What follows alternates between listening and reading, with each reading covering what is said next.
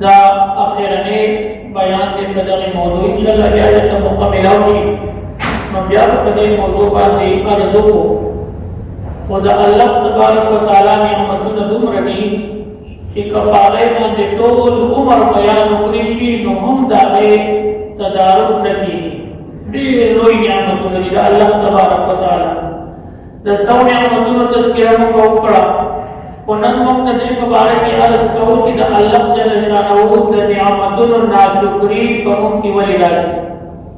د الله د نعمت شکریا په کوم الفاظ سره ادا کوو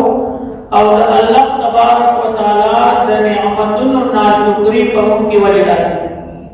د هغه مبارک د نبی کریم صلی الله علیه وسلم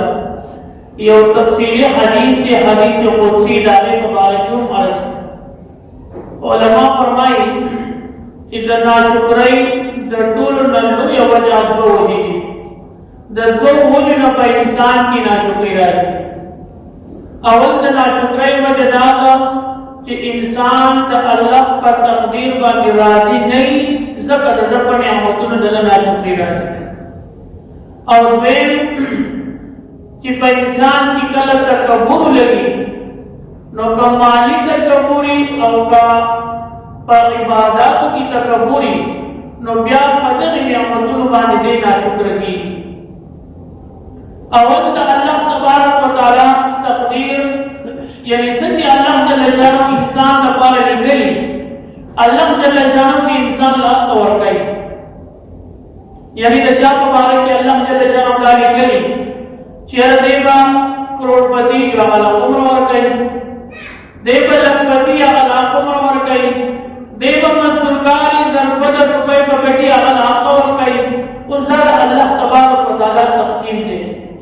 کہ کلم دا اللہ پر تقدیر و پر تقسیم ماندی راضی شو نو بیا په موږ کې د نعمت ناشکری نه کی هر سړی بیا په خپل باندې راضي او جو کې موږ د الله پر تقدیر باندې راضي نه یو د دې وجه نه د موږ په نعمتونو باندې موږ ناشکری کی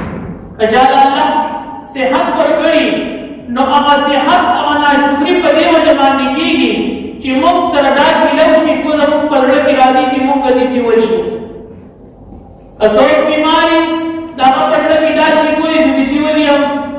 کڅو کمال په لحاظ سره کمزوري دا ودا شي کوي جو غریب ولي هم کڅو کمال په لحاظ سره د بل کمزوري هغه دې د کمزوري ولي هم نو د دې وجه نه هر یو سړی په ناشکرۍ کې پروت دی او د دغې ناشکرۍ د وجې نه هر سړی خفه دی نو د الله جل شانه د نعمتونو شکریا چې کله د سړي د الله په ورکړه راضي شي د الله په تقسیم راضي شي په تقدیر راضي شي نو بیا په دې ناشکرۍ نه راځي